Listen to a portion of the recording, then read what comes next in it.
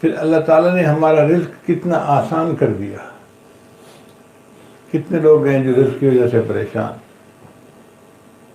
میں ایک مرتبہ گرمی کے موسم میں سفر کر رہا تھا.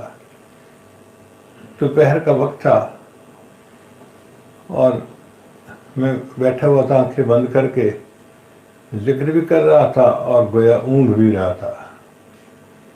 ایک جگہ پر ڈرائیور نے گاڑی کو روکا اشارے کے اوپر، تو گاڑی رک گئی. میں اسی طرح سر جھکا کے آنکھیں بند کر کے بیٹھا تھا. کسی نے سائیڈ کے شیشے کو کھٹکھٹایا تو میں اچانک ہڑبڑا کے اٹھا کہ یہ کون ہے. دیکھا تو ایک جوان العمر لڑکی ہاتھ پھیلائے کھڑی تھی. خدا کے نام پہ کچھ دے دو. میرے دل پہ ایسی چوٹ لگی، آنکھوں میں آنسو آ گئے.